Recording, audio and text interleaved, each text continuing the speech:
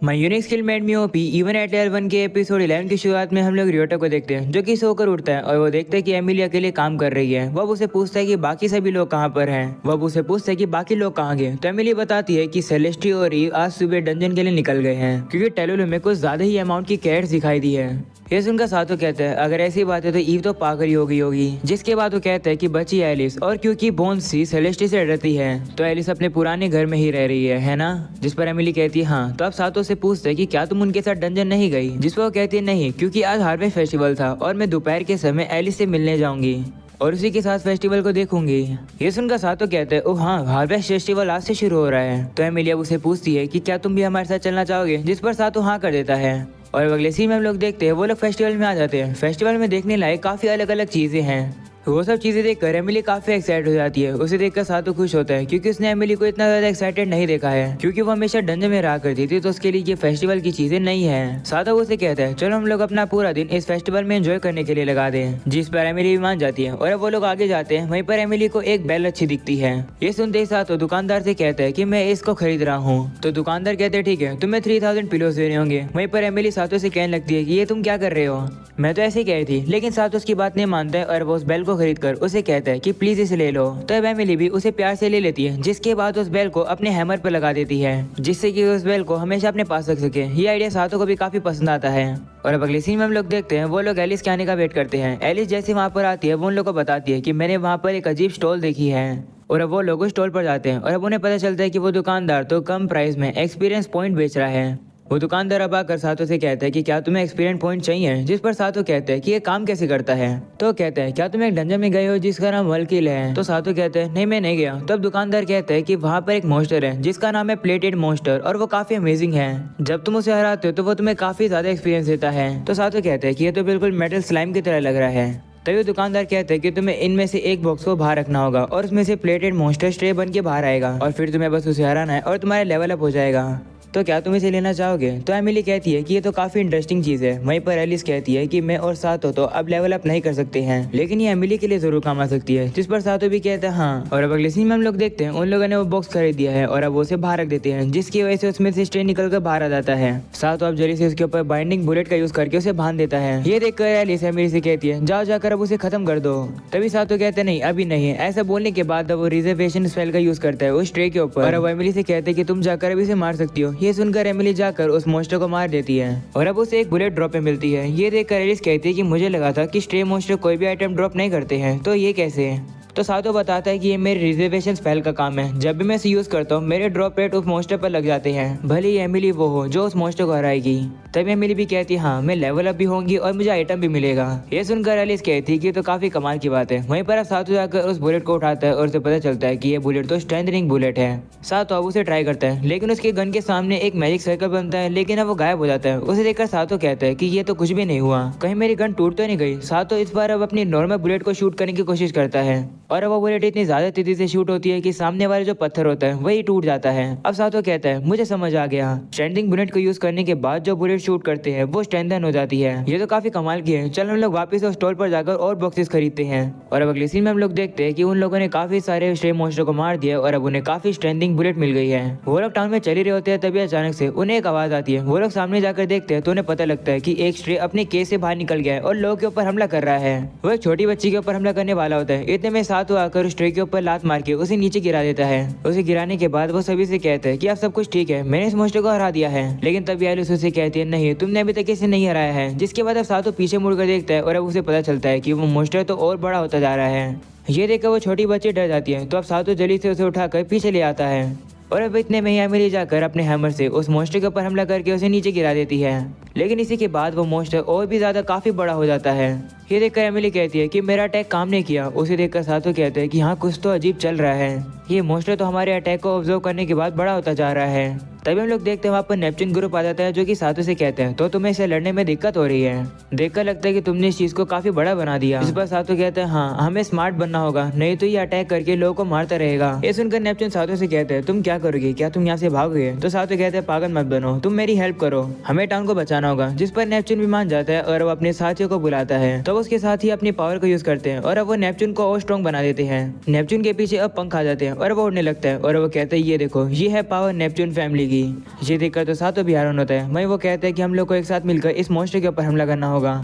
तब सबसे पहले रियोटा शूट करके उसे बांध देता है। इसी मौके का फायदा उठाकर एमिली जाकर उसके सर के ऊपर शूट करती है, जिसके बाद अब नेपच्यून भी अटैक करता है। उस अटैक का नाम होता है पुर्गाटोरियम ग्रेविटी। वो अटैक काफी ज्यादा स्ट्रॉन्ग होता है और वो उस मॉन्स्टर को काफी आराम से हरा कर गिरा देता है। और अगली सीन में हम लोग देखते हैं कि उस बच्चे की मम्मी आकर उन लोग का शुक्रिया करती है उसकी बेटी की जान बचाने के लिए। वहीं पर वो बच्ची आकर सातों का भी शुक्रिया करती है। तो सातों कहते हैं कि मैं काफी खुश हूँ कि तुम सेफ हो। तभी वो लड़की कहती है कि जब मैं बड़ी होंगी तो मैं भी तुम्हारी तरह एक एडवेंचर बनना चाहती हूँ। तो सातों कहते हैं अगर ऐसी बात है तो एक बात हमेशा याद रखना, मेहनत का फल जरूर मिलता है। ये बात मुझे मेरी प्यारी दोस्त एमिलिया ने बताई थी और ये सच भी है। अगर तुम एक एडवेंचर बनना चाहती हो तो चलो एक साथ हार्डवर्क करते हैं।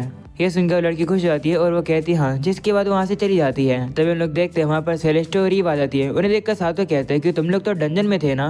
जिस पर वो कहती हाँ थे तो, लेकिन हम लोगों ने सुना कि तुम एक मॉन्स्टर से लड़ रहे हो इसलिए हम लोग यहाँ पर आ गए। लेकिन देखकर लगता है कि तुमने उसे हरा दिया। वहीं पर ईव कहने लगती है कि ये मैजिक कार्ड तो पूरी कैरेट से भरी हुई है। तभी साथ उन लोगों से कहते हैं कि तुम लोग को आने की जरूरत नहीं थी, हम लोगों ने पहले उस मॉन्स्टर को हरा दिया। नेपच्यून ग्रुप ने भी हमारी काफी मदद करी। तो अब नेपच्यून सातों से कहते हैं कि ये तो बस हमारा काम था और अब देखकर लगता है कि तुमने भी अपनी एक फैमिली शुरू कर दी है। तो सातों कहते हैं हाँ, ये सब भी लोग मेरी टीम के इंपॉर्टेंट मेंबर्स हैं। तभी नेपच्यून सातों से कहते हैं कि अपनी फैमिली छोड़कर हमारी फैमिली ज्वाइन कर लो ना।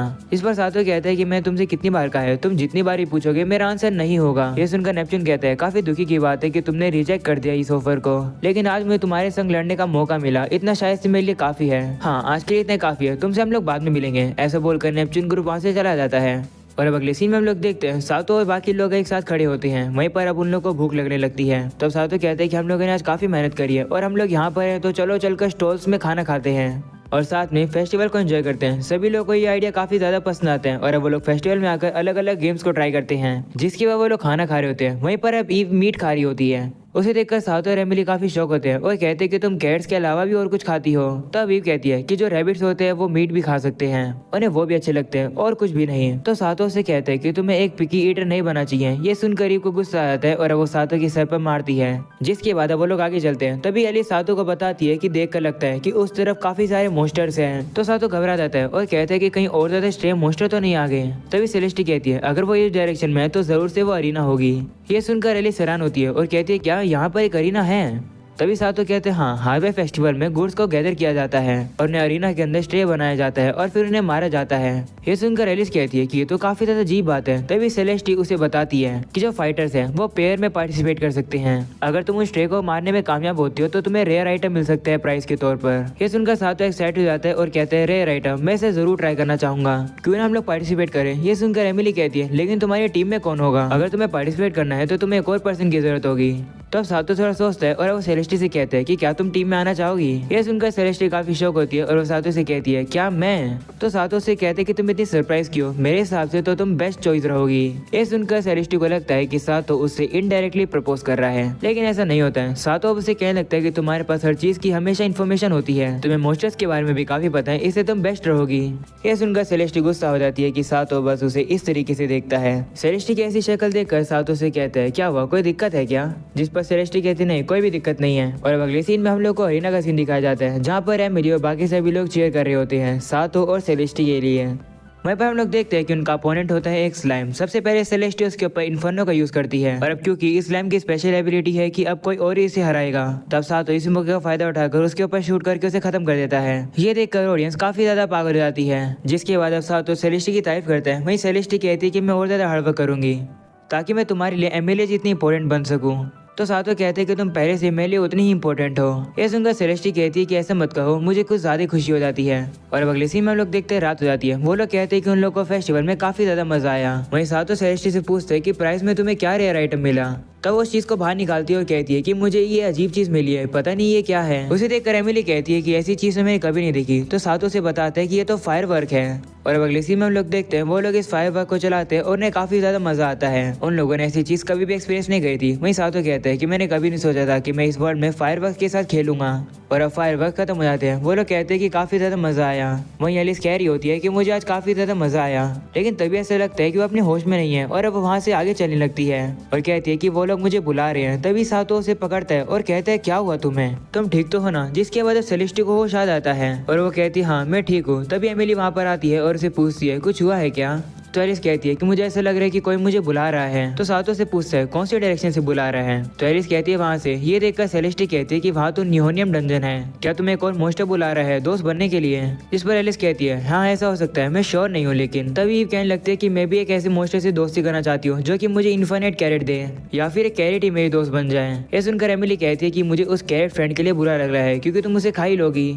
तभी सातो कहता है कि अभी काफी लेट हो गया है, हम लोग नियोनियम में कल चेक कराएंगे कि क्या है वहाँ पर, और एलिस आज रात के लिए तुम्हें हमारे साथ रुकना चाहिए। तो एलिस भी मान जाते हैं, जिसके बाद अब बोन्सी और जिगली बाहर आ जाते हैं, लेकिन वो सेलेस्टी को देखकर डर जाते हैं। ये देखकर सातो सेलेस्टी से कहता है कि ट्राई करना कि तुम बोन्सी और जिगली को डराओ ना ज्यादा। ये बात सुनकर सेलेस्टी रोने लगती है और कहती है ठीक है मैं केयरफुल रहूंगी। और अब अगले दिन हम लोग सातो को क्लिंट के पास देखते हैं, जिसे नहीं पता ये कौन है। मैं उसे बताता हूँ कि यह है सेकरो का डंजन चीफ। वहीं सातो से कहता है कि मैंने सुना कि तुम्हें मुझसे बात करनी है, आखिरकार क्या हुआ।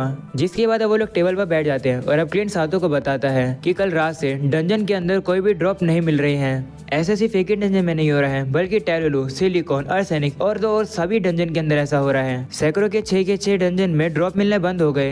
ये सुनकर सातो हैरान होता है और कहता है कि ऐसे कैसे हो सकता है। तो क्लिंट कहता है कि ऐसा पहले कभी भी नहीं हुआ है। मैं ये कहना तो नहीं चाहता हूँ, लेकिन अगर सच बताऊं तो मुझे नहीं पता कि ये कब तक चलेगा, ये ठीक होगा या फिर नहीं, मुझे नहीं पता। इसलिए सातो मैं चाहता हूँ कि तुम इस चीज पर इन्वेस्टिगेशन करो। तो सातो कहते हैं कि मैं कैसे करूंगा। तो क्लिंट कहता है कि मुझे पता है कि मैं तुमसे कुछ ज्यादा ही मांग रहा हूँ, लेकिन तुम एक ऐसे पर्सन हो जिस पर मैं भरोसा कर सकता हूँ। आखिरकार तुम्हें तो सैलून में से कितने सारे रेयर ड्रॉप लेकर आए थे।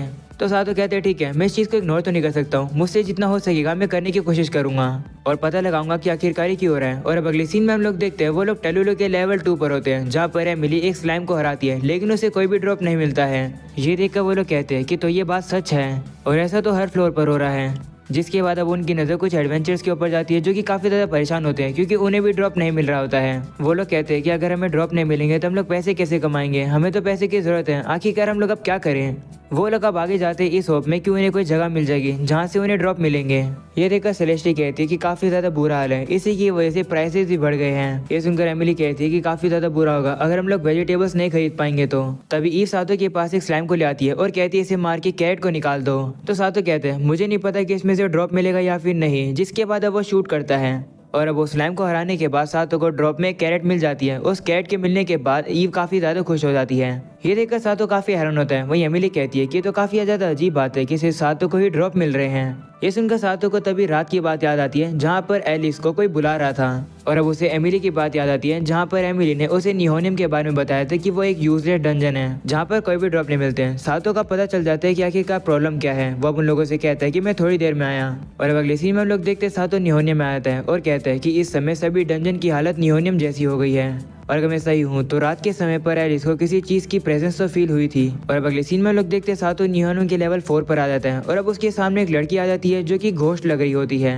उसे देखकर सातो कहता है कि मैंने तुम्हें ढूंढ लिया, तुम वही हो ना जिसकी वजह से डंजन्स के अंदर ड्रॉप नहीं मिल रहे हैं, तुम्हें नियोनियम के डंजन मास्टर हो ना। ये सुनकर वो लड़की स्माइल करती है, यानी इसका मतलब हाँ। जिसके बाद अब सातो उसके ऊपर शूट करता है, लेकिन वो लड़की घोस्ट होती है तो इसलिए सातो की जो गोली होती है वो आर पार हो जाती है उससे। उस लड़की को कुछ भी नहीं होता है, बल्कि वो जो गोली होती है पीछे जाकर पत्थर पर लग जाती है। ये देखकर सातो काफी ज्यादा हैरान रहता है। तभी अचानक से वो लड़की आकर सातो को लात मारती है, जिसकी वजह से सातो काफी दूर जाकर पीछे गिरता है और वो खड़ा होता है और वो उस लड़की से कहता है कि ये मत कहना कि मेरे कोई भी अटैक तुम पर काम नहीं करेंगे। वहीं ये सुनकर वो लड़की काफी ज्यादा इवल स्माइल कर रही होती है। और अब इसी के साथ हो जाता है ये एपिसोड यहीं पर खत्म। पसंद आया हो तो लाइक कर देना, चैनल पर नहीं हो तो सब्सक्राइब कर देना। मिलते हैं अगले एपिसोड में, तब तक के लिए बाय बाय।